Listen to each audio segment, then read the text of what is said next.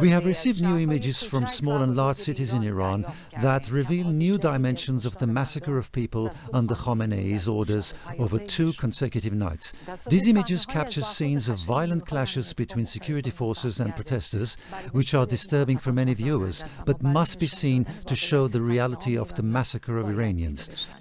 A video from one of the morgues in Mashhad has reached Iran International, showing a multitude of bodies of protesters. In this video, bodies with bound hands, medical devices still attached to their bodies, signs of gunfire to the chest and neck, as well as burned bodies can be seen. The date of this video is reported as 19th of January. I must stress that the images are disturbing.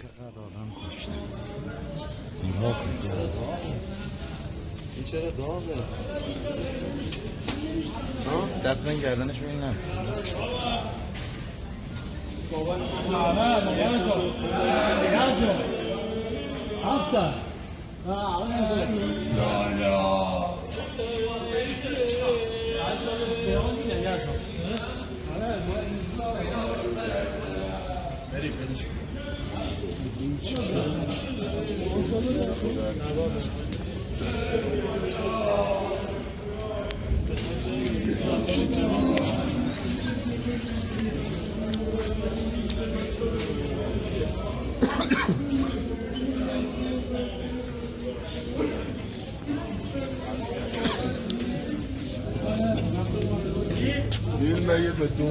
اونا که میشون بسته حالا تا اونا نامه نزنم جنازه ما دستمون نمیاد بریم بزنم همون رو بزنم آقا بیا بیرون قسم دارم دور مردتون بیایم بیرون ببینیم حاجی با این سرنت میخواد چی ببینی؟ ببینیم جنازه بیا کنه ببینیم اگه میتونی ببری باید آقا ندم دیگه بریم چی تکیم ببینیم چی öldürürler. Onları koşlar. Havaşını koşlar.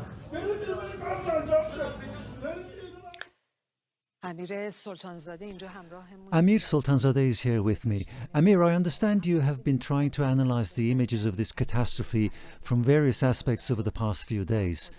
This tragedy has many dimensions. We've seen that it's not just one image, one city, one hospital, where they have not even spared those under treatment. As you said, there's nothing left uncovered of their human aspects. We have seen this from social aspects, from political aspects. What has been puzzling for me during this time, especially after the government's efforts to manipulate the statistics, is that they see these images and then, with complete indifference, they celebrate in the streets of Tehran and in other Iranian cities. The image that is from Mashhad could alone fill a large gap in the statistics falsified by the government. The rest of the cities aren't even touched. How they can expect the people to believe their claimed figure of 3,000 dead? People are watching the videos. Do they believe what they see, or do they believe the statistics the Islamic Republic is fabricating? This is one part of the question. Another part is that we see these people being brought from the hospital beds with their hands bound. Look at how amazing the seriousness of this crime is. It is unbelievable. We talked about this yesterday. What state of mind were those who killed these protesters in?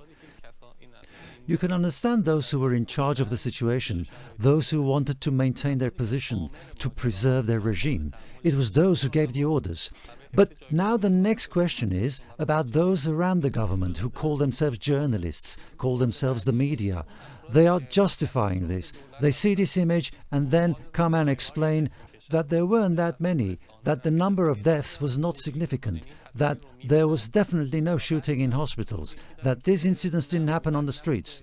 The guy is a government spokesperson. He's Pezeshkian's advisor, his media advisor, his media manager. These individuals who call themselves reformists want to normalize these events. This is very deplorable. They've all accepted that they should be a part of the machinery of forgetfulness. They must be a part of the apparatus that covers up this massacre, unprecedented in history of the Middle East. They make statements in foreign media in a certain way and in the domestic media in another way. But these images are coming from inside Iran. People who have seen them are passing them around. For example, even if Iran International weren't to show them, they would be shared on social networks and people would see them. And they have seen what has happened in the streets with their own eyes. They are witnesses to these events. They've lost their loved ones, their families.